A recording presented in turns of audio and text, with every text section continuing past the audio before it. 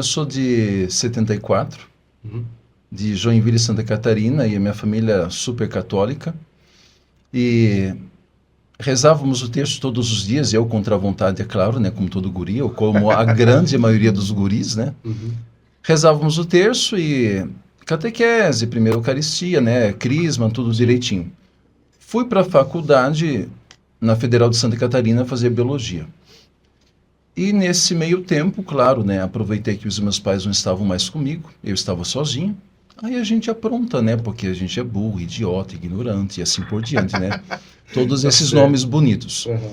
E aí até que eu estava na casa da minha avó, que ficava perto de Florianópolis, no Natal de 95. E eu li um livro sobre Nossa Senhora de Fátima que tinha lá.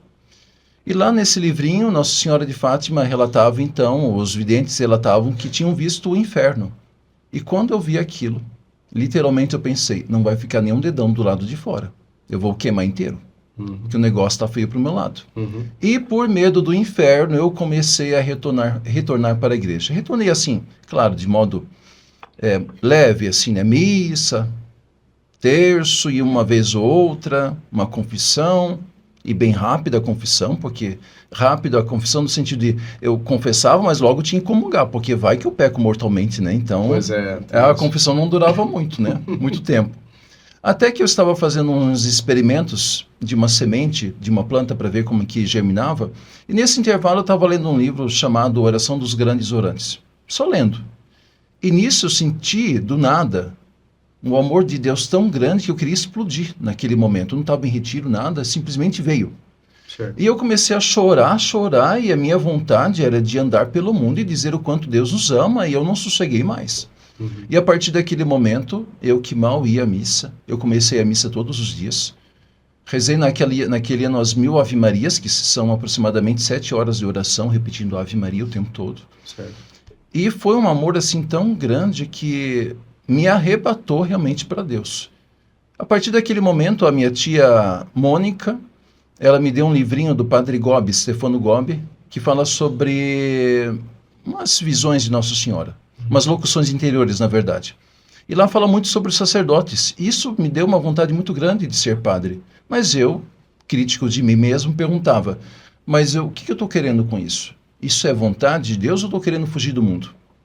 Aí eu fui para casa em maio, Dia das Mães, e fui lá na casa de uma senhora que eu sabia que era uma pessoa muito séria de oração, pedi oração para ela. E no caminho eu dizia para Jesus, Jesus, essa batata quente está na tua mão. Se o senhor quiser, eu vou ser padre, senão tire isso da minha cabeça. Aí eu fui, ela rezou. Aí ela pediu para mim abrir lá uma passagem, e no que eu abri, estava escrito lá, não desprezes a graça que está em ti, que te foi dada por profecia, quando a Assembleia dos Anciãos te impôs as mãos. E quando eu li aquilo, tinha um asterisco e uma explicação na nota de rodapé na Bíblia. E lá estava escrito a graça da ordenação sacerdotal. Aí meu filho, né, depois tinha tantas passagens naquela Bíblia, a gente conhece. E justamente essa. E aí eu não tive mais dúvida. Entrei para o seminário. E em 2008 fui ordenado padre. Mas e o senhor entrou com quantos anos no seminário? Com 22. 22. 22 anos. E a aceitação da sua família foi tranquila? Tipo assim, pai, eu vou pro seminário. Eles falaram, não, beleza, sonho que eu tinha pro meu filho era esse. Como é que foi isso aí? Então, quando eu fui para a faculdade, voltando um pouquinho, Uhum. em 93, eu falei para o meu pai, que o meu pai é da renovação. Aí eu falei para ele assim, pai, pede uma oração aí para ver o que Deus quer da minha vida. E nisso ele pediu para um senhor que, por revelação divina, me viu de túnica e estola. Só que meu pai não falou nada para mim. Quando eu cheguei em casa falando daquilo que eu abri na Bíblia, daquela passagem, ele disse, mas eu já sabia que você ia ser padre. Mas como assim? Lembra daquele dia? Pois é, aquele senhor te viu de túnica e estola. E ainda bem que ele não falou nada, porque eu não tinha maturidade naquela época para escutar.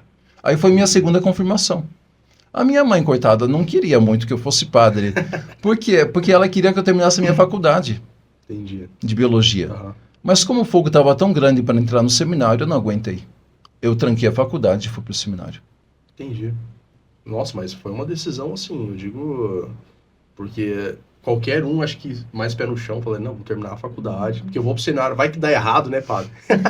Pelo menos eu tenho uma profissão, né? Vários fariam isso aí. Que legal, que bom. Graças a Deus, precisamos de sacerdotes, tá vendo?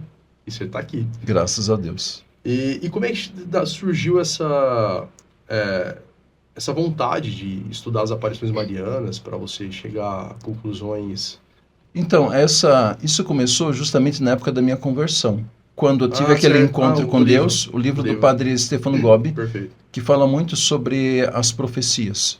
E a partir daí, naturalmente, foi chegando outras profecias na minha mão e ao longo de toda a minha vida até agora.